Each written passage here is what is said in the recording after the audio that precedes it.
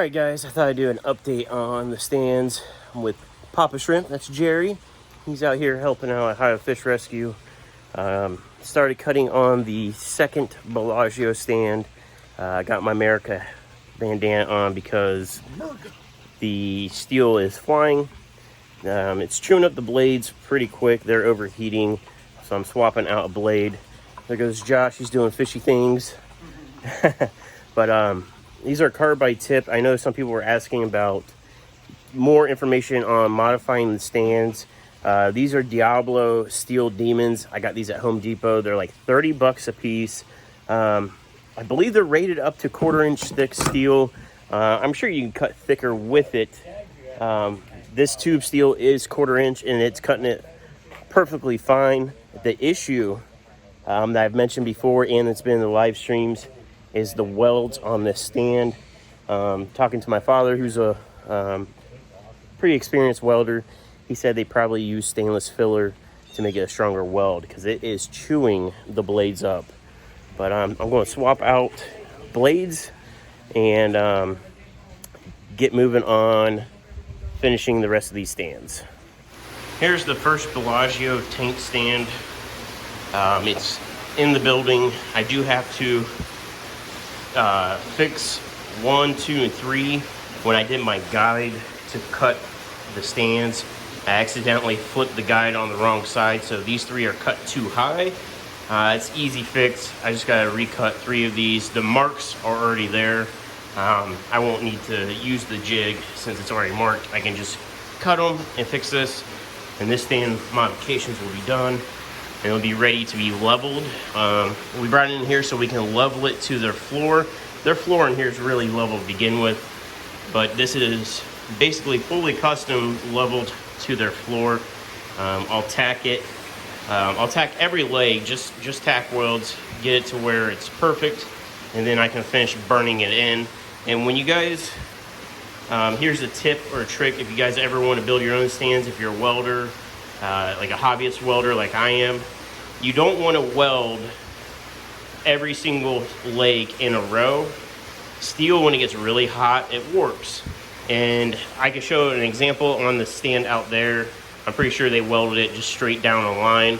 You want to do, so each leg has 4 welds. If you think of 4 sides, you only really want to weld one side and then do a crisscross pattern to spread the heat out and let the heat dissipate so you don't warp the top or bottom, whatever you're welding. So when I was saying about welding all together, as soon as this cut through, you can see how far this jumped over. I would guess that they probably welded the ends first, and then they just went straight down the line, welded it all together. And you can see how much stuff wants to walk out of position.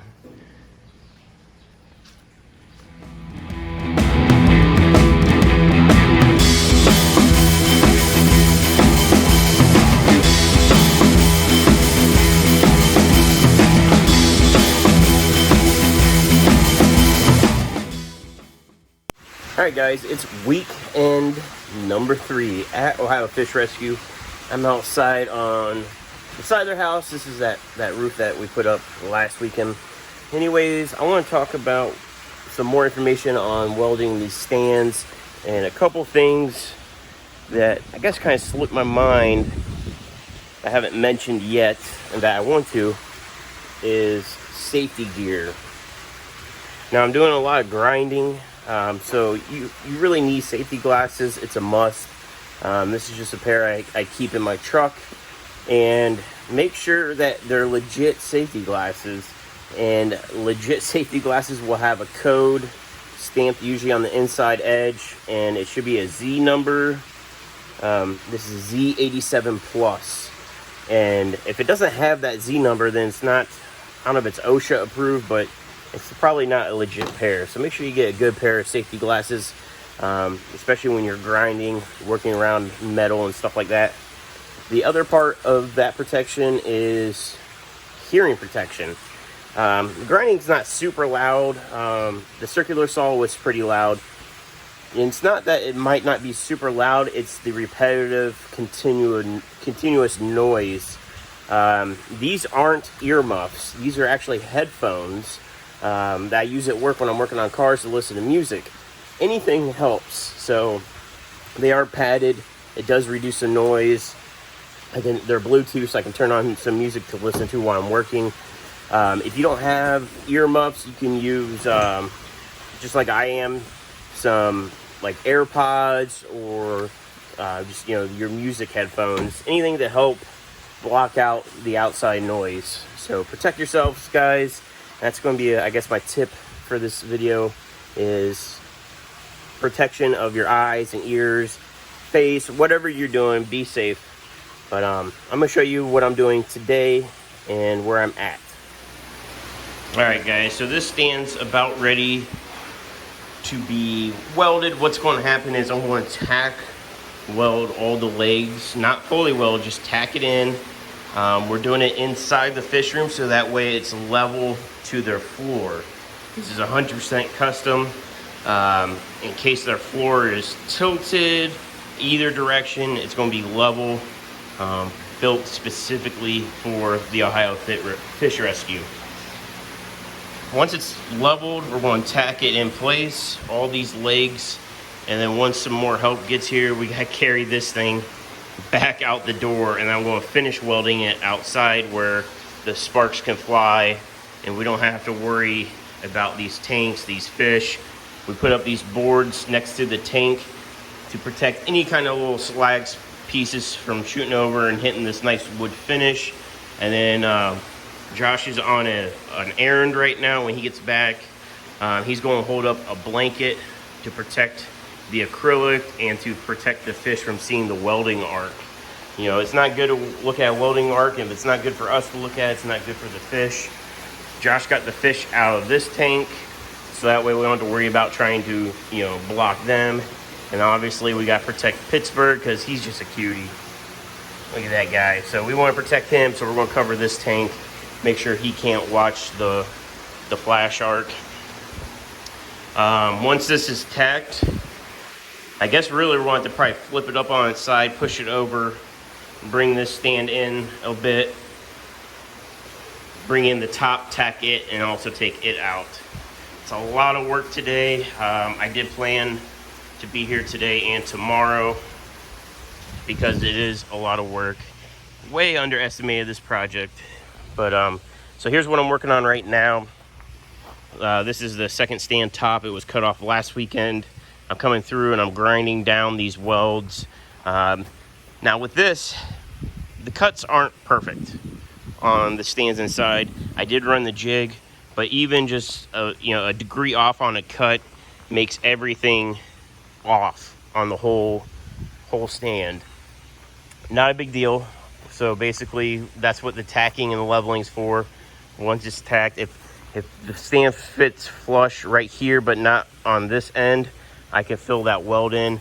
These welds are not structural. All the weight's on the legs. I just basically have to have it welded together to hold everything in place. But I gotta go through. You can see I did that one and that one. I skipped a couple. I did these, and I'm testing out a new disc. I knew about them. I haven't used one before. Let me show you. It's called a flap disc. It's basically sandpaper that they align 60 grit. And this thing's hot right now, so that's why I'm doing this video, just letting it cool. Try to take care of your tools. This is a very cheap grinder. It's a Drill Master from Harbor Freight. These are throwaway to me. When I buy tools, I either buy really high-end tools or I buy really cheap stuff. So stuff that I need to be precise or last forever, I will buy high-end tools. Through my day job, I'm a mechanic. I'll use, Snap-on, Matco, Mac Tools, Cornwell, stuff like that. But something with a grinder, I think those things, you can get those on sale for like 10 bucks, maybe 15 bucks. That's a throwaway to me. If it lasts me 6 months, I'm totally cool with it. Basically at $10 for that grinder, if it makes it through this whole OFR project, that's a win for me. If I were to buy a nice one, maybe I'd get like a DeWalt, a Makita, something like that, even a Bosch. Throwaway tool, not a big deal. I actually keep multiples at my house I have one with a cutoff wheel, one with a grinding disc. It's easier for me just to swap between two tools than swap the discs out. But these flap wheels, I guess I'm getting off track here, guys. Sorry. The flap wheel, it does a really nice finish job for sure. It really makes it smooth. They advertise these things as like 40% quicker material removal. And I mean, they're doing a good job, but the reason I skipped those two down there is because they were thicker. There was more weld on it that I need to grind through. So what I'm going to do is I'm going to grind all the small ones. I'm going to hit a couple of the thicker welds. And then I'm going to switch this disc out back to a standard grinding wheel. And that way it's fresh in my head, like which one's better. And I'll let you guys know. So if you ever have to do a steel project, are these flap wheels worth it or not? Now, if you're just trying to remove paint, this thing does pretty good. But with sandpaper gets clogged fairly easily. You can kind of see like the outside edges are getting a little beat up. But I do have like 1 or 2 more of these flap discs. So yeah, I'll give them a good run and let you guys know what I think. So far, they're doing pretty good. But let me get back at this and I'll show you where it's at once I'm done. All right, guys. So here's where I'm at. That corner's done. This whole side's done, and I'm working my way back up. I'm done right here. I got 4 left to grind. I did switch out to a standard grinding wheel. This is also from Harbor Freight's, the Hercules brand. They're just a couple bucks, $3 or whatever a piece. I wanted to give you my input between a grinding wheel and that flap disc. The grinding wheel definitely removes material a lot quicker. It's way more aggressive. It helps to cut through this weld a lot faster. But the flap wheel definitely leaves a smoother finish. And you see it's like a little bit more polished looking. That's the flap wheel. And then there's a grinder one. So here's one that's got, it's a grinder. You can see more of the nicks in the steel. That's from a grinder versus the flap wheel. But it does move a lot more material, which is what I need to do on this job. If it was a finished product, I'd use the flap wheel, maybe use the grinding wheel, cut it down, then go back over the flap wheel. But being that this is about to be welded and you won't see that, it doesn't need to have a mirror finish or anything like that. But anyways, I got 4 of these left to grind down, and then this thing will be ready. All right, guys, here's another tip for you. So when you're welding, this is the grounding clamp for the welder. It has to be on the metal. And when you have a stand like this, there's nowhere to clip this to. What you can do is you can take an old bolt. I ground down the paint. I welded the bolt. And the way you weld it, you just stick the ground clamp on it. And then you weld it on. It's just kind of tack weld it on. And now I have a ground clamp. I put it in the center of the stand so the welder should be able to move down this whole thing, and I can use that to ground. And then once I'm done, I only welded this side of the bolt. I can just take the bolt and rock it off, and then take my grinder and smooth that out. There's a little tip if you ever need to weld and you don't have somewhere to put your clamp, because the clamp needs to be on bare metal. So I can't just clamp it to the paint. I could grind this down to put the clamp on, but this is 2-inch square tube. That clamp's not going to fit around that to grab it. You can also use like a metal C-clamp. If you had like a little bit of metal showing, you could put a C-clamp on it and then put your clamp on the C-clamp. I just find it easier. Just take an old bolt and weld it on as a stud. I'm gonna get back. I tacked that corner down there, that corner, and then I'm gonna start working. I'm checking, make sure everything's level as I go. And I'm going to probably tack in this section next. Go down there. Once I know that's tacked and all 4 corners and a couple of the middles are tacked, and everything's still level, I'll go through, tack the rest of the uprights, and then we gotta pull this stand outside. All right, guys, here's another little trick when building stands, or really anything that's steel like this. So when we cut the top off, these legs all sprung in different directions because they were under stress when welded. The top, instead of welding like a little bit here, a little bit here, you know, zigzagging down, spraying the heat out, I'm pretty sure they just welded in a straight line down. And once we cut the top off, all the stress released. So everything kind of sprung in different directions. As you see, I got a level on here, and as I go, I'm checking the level front to back and side to side. So this stand's gonna be level to their floor. On this corner, this leg was sprung out that way, and to pull it in, we're using a ratchet strap. So the ratchet strap just goes around the bar. I have it on this outside this leg, so it's pulling this leg directly this way.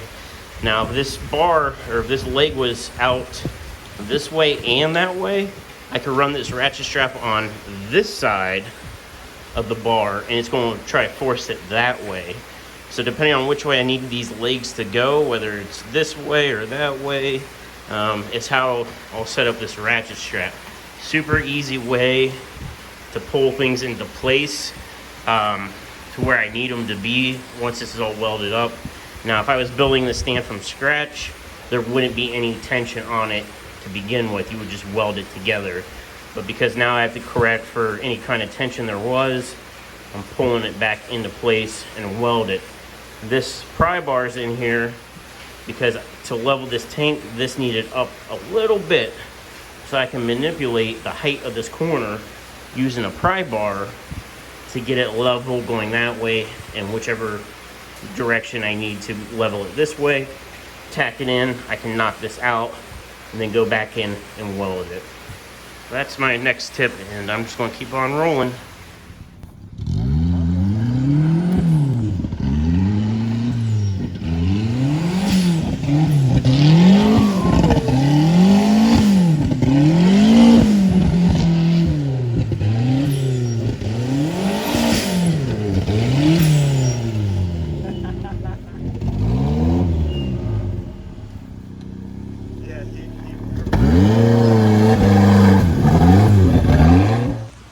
Alright guys, it's the last day to get these stands done. This is the first stand. It's done. It was over against this boat. It's just Josh and myself here, and we had to find a way to move this stand that's extremely heavy. It was right here. We need to move it over so I can get the other stand out here to weld it. Basically what we did is we tilted the stand, since all the weight's right here, we tilted the stand this way, and we used a floor jack, which is in there, right there. We used the floor jack, got under, we're able to put a dolly, did it down there, able to move it. Now Josh is grabbing a couple more dollies so we can get the other stand out here. So that's where we're at.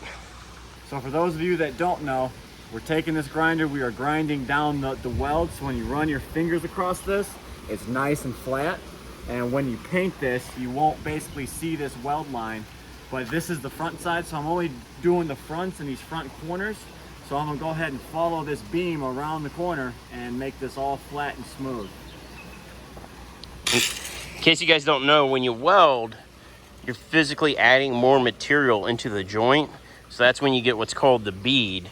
And that's what, when you see a weld, that's extra material. Now, when you want it nice and smooth, especially if you're gonna put like a face across the front of this, like plywood or anything like that, you want it smooth so whatever lays on it is flat. And then also aesthetically, it looks nicer once you grind it and paint it, it's all one piece.